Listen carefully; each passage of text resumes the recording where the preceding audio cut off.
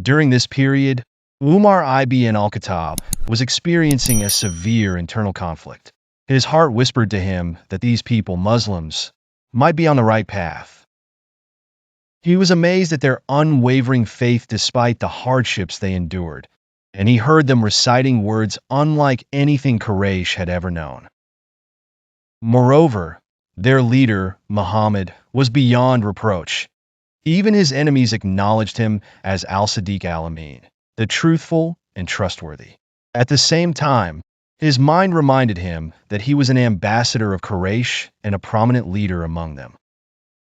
Islam threatened to dismantle this status. It had already divided Mecca into two factions, those who embraced it and those who opposed it. For 6 years, Quraysh had been embroiled in debates, disputes, and conflicts because of this new faith.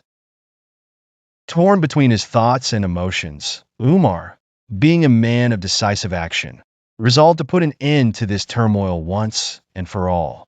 He wanted to rid himself and all of Mecca of the man who, in his view, had introduced strange beliefs and disrupted the city's harmony. He made up his mind to do what many among Quraysh had thought of before but had failed to accomplish. He would kill Muhammad.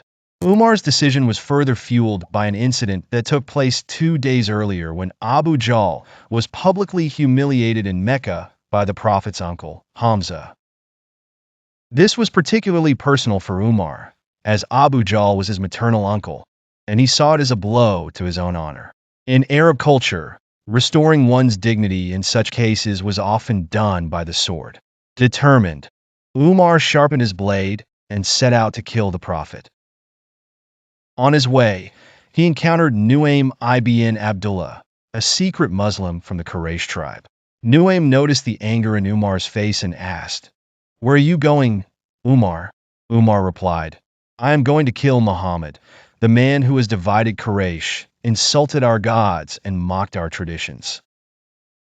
Realizing the danger, Nuaym said, "Umar, you have been deceived. Do you really think Banu Abdul Muttalib will let you walk free after killing Muhammad? Why don't you take care of your own household first? Your cousin, Sa'id ibn Zayd, and your sister, Fatima bin al-Khattab, have already accepted Islam."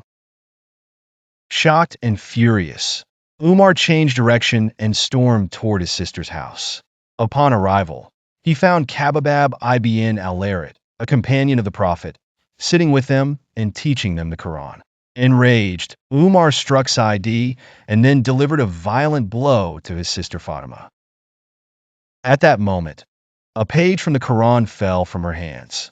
As he reached for it, Fatima refused to let him touch it unless he purified himself. Umar, still shaking with anger, agreed and performed ablution. He then picked up the page and read, "Taha, we have not sent down the Quran to you to cause you distress, but as a reminder for those who fear Allah. It is a revelation from the one who created the earth and the highest heavens, the most merciful, who is established above the throne. To him belongs all that is in the heavens, the earth, and everything in between, and all that lies beneath the soil." Surah Taha 20:1-6. As Umar read these verses, he trembled and exclaimed, "These are not the words of a human being." At that very moment, his heart opened to Islam. He rushed to Dar al-Arqam, where the Prophet and his companions gathered in secret and announced his conversion. According to Islamic tradition, Prophet Muhammad had once prayed, "O Allah, strengthen Islam through one of the two Umars, either Umar ibn al-Khattab or Amr ibn Hisham, Abu Jahl." And as destiny unfolded, Allah chose Umar. At the time of his conversion, only 39 men had accepted Islam. If you liked the video, don't forget to like and subscribe to the channel, and stay tuned for more stories about Islamic history, its heroes and events.